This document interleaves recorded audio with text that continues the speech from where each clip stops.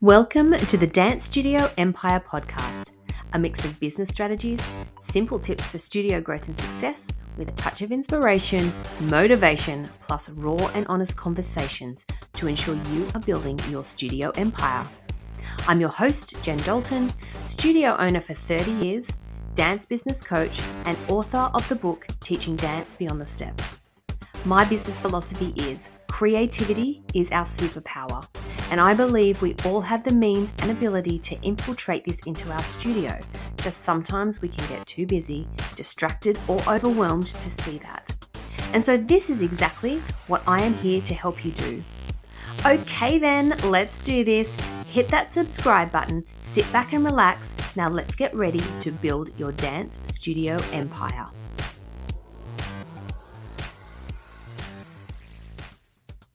Today's episode of the podcast was inspired by a Facebook post on a studio owner's group page. And when I saw it, I immediately knew I had to share everything I could because I believe in this so much.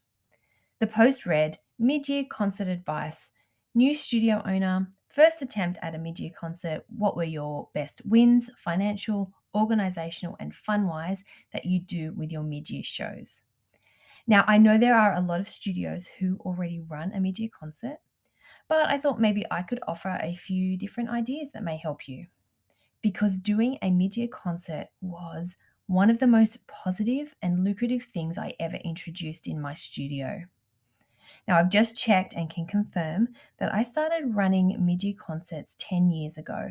And this was after my cousin was doing them in her studio on the Central Coast, and she convinced me that I wouldn't regret offering this opportunity to our families.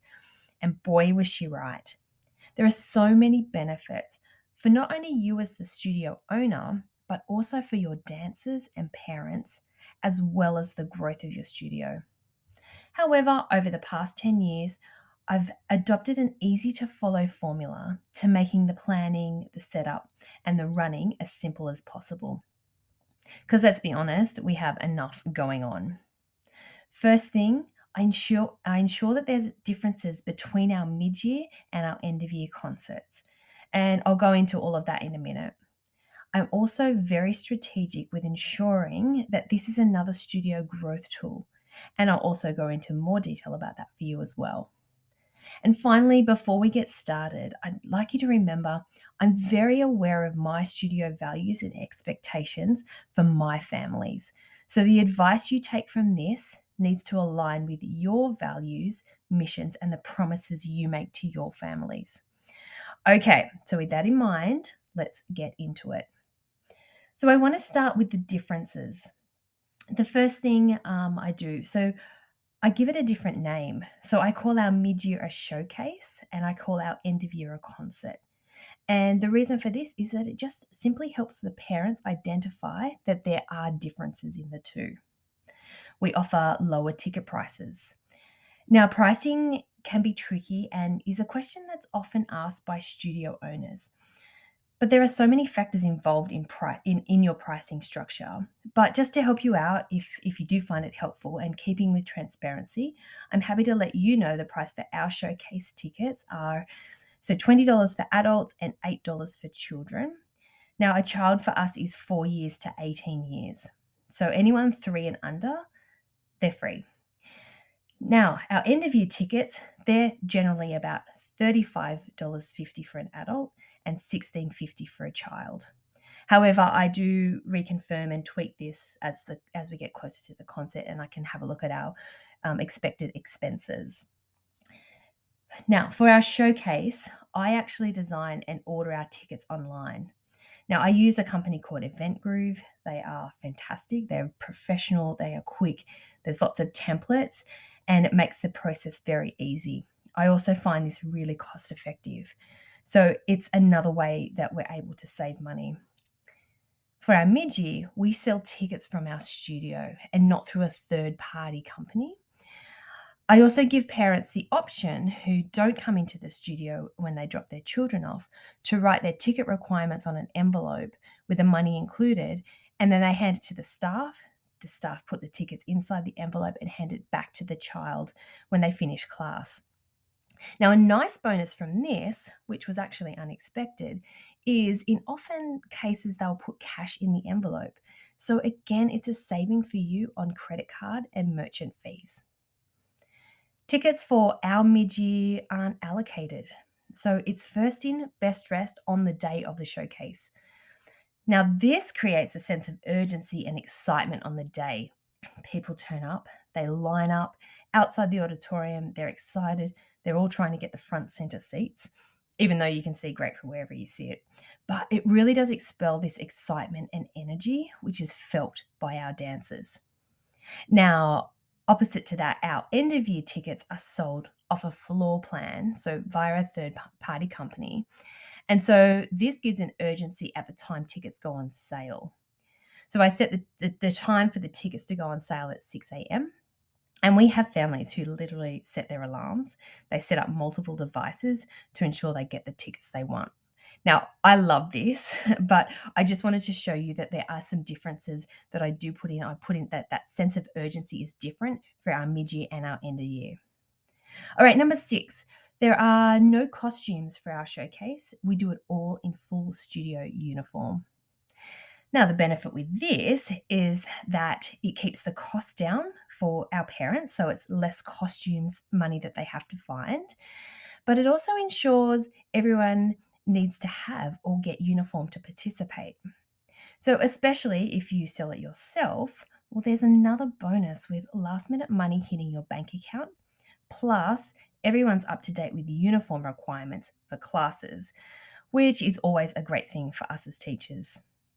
Now, on the flip side of that, this also did pose a bit of a challenge in the early years because it was tricky to identify our younger dancers when they were all wearing the same thing and their hair was all the same. They themselves had no idea what classes they were in, so it really was up to the teachers and assistants backstage. One year, we had about 250 preschoolers. They were all dressed the same, all in different dances. Some were in one, some were in two, even some were in three dances. And being backstage and at the side of stage, it was just so hard for our teachers and assistants to make sure the right child was on the stage for the right dance. So what we did, well, what we learned after that first year, and we still do it to this day, is that for our two youngest concerts, so for us, that's our preschoolers and our kindy to year 2 concert, is we get them to wear coloured wristbands or hair ribbons, which are handed out in class prior to the showcase. Now, on the backstage running order, on the walls around surrounding the backstage area, next to each dance name is then a sample colour of the wristband and the hair ribbon, so that all teachers know exactly what colour hair is associated with which dance. So, for example, dance 3, they've got the blue ribbon and the blue wristband, so the teachers can then find all those children with those blue ribbons and bands and then bring them to the side of stage ready for their dance. That is probably the biggest challenge of the day. So you will need to think of some ways to overcome that. Okay, moving on. The next thing is I don't do a formal presentation at the end of our mid-year showcase. I do, however, give the dancers a participation certificate, and sometimes in the past we've even given them a little gift. So, for example, like a bag of lollies that we had branded. But giving them something in their hand as they walk back to their parents, number one, it's a really nice sense of achievement for your dancers. And also, you're pretty much guaranteed that their parents will take a photo of them and they'll most probably share it on social media and hopefully they'll tag your studio. Another thing that I do, which may make you feel a little uncomfortable, is that I don't have a rehearsal for our younger groups. Now, this is simply because this can be an extra cost for the auditorium, extra inconvenience for the parents, and I just want to keep this process as simple as possible for them. And then the extra time that you'd be needing to pay your staff or your teachers. So what I do is just trust in our teachers and our helpers at the side of the stage that they're going to guide your dancers as needed. But I know for some this is a matter for you to decide, because I know, doing a performance without a rehearsal is a big thing. So I do actually get that. And finally, in our differences, the speeches. So I will address the audience before and after, and even sometimes in the middle of a performance, if there's a hold up of some sort, or there's we're waiting for a child to change their shoes. I want this to feel less formal for all of our parents watching. I use it as a chance to talk about our studio values and remind them why they chose us, why they chose to come to us. I have also presented gifts and wine to parents who continually recommend us on Facebook. Those parents are valuable, and I want them to know how much I appreciate that. We've also had hidden prizes under random seats, so we make a bit of a game about it, and gets the audience excited and pumped, and they're laughing and smiling before the concert even starts. I also use it as an opportunity to talk about different things that are running in the studio. So, for example, our assistant teacher program, our performance troops, our medal testing, which is essentially our exams. We do internal exams. And so I just want the parents to know that there are other things happening that they might not be aware of. And also any upcoming events that I would like them to be aware of. So school holiday workshops is a good one.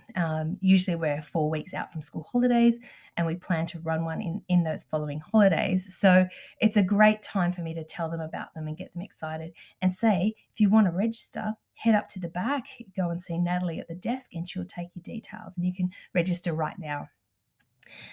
I also will use it as a great opportunity to start talking about our new dances that we'll be doing as soon as we get back after our mid-year concert, and building the hype around ordering costumes for our end-of-year concert. So essentially, it's a verbal newsletter with a captured audience. So I really do make the most of it when I am speaking to them. All right. So the language that I use when I'm communicating, marketing, and promoting our mid-year is a little bit different as well. And so these are the things that I actually say to them. I use in our correspondence, and I genuinely mean it. And this is generally what I get from running our mid-years. First of all, it's a great opportunity for new students and parents to see how a concert runs at our studio. It allows for new dancers to become comfortable on the stage. So, particularly if they've never performed in front of an audience before, this is a really good opportunity, not only for them, but their parents as well.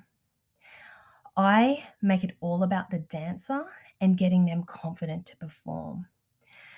I let them know that we will do everything that we need to help, particularly the nervous and the anxious children, get up on the stage, because that is our goal.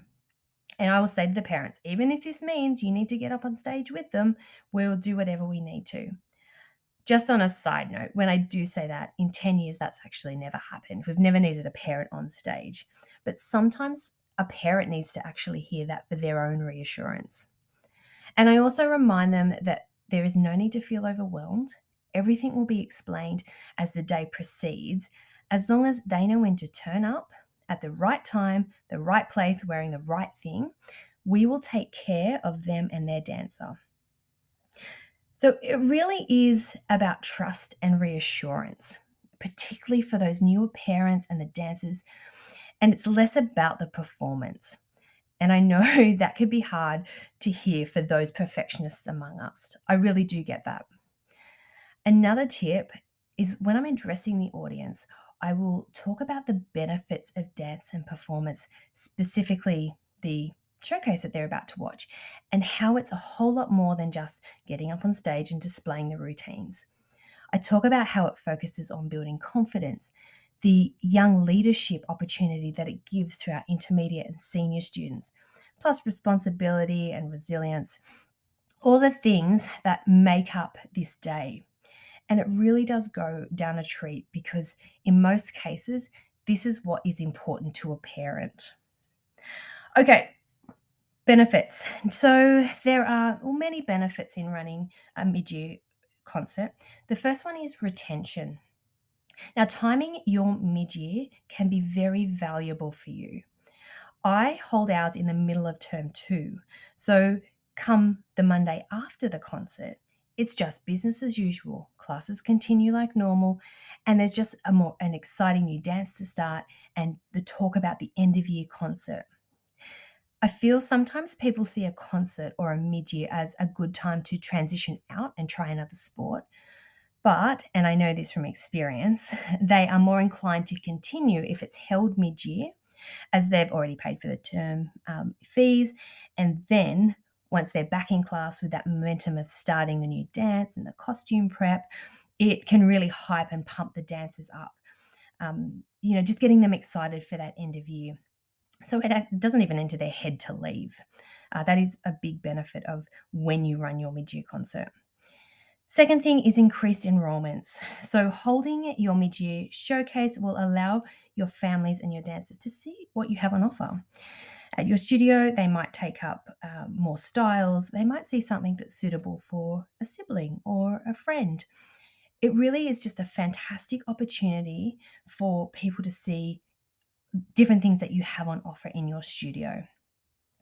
And third, the financial benefits. This event can be a low-cost event if you make smart choices. So for us, we use the same venue. We just don't hire the extra theatre curtains, the extra lighting, or that upgraded sound system.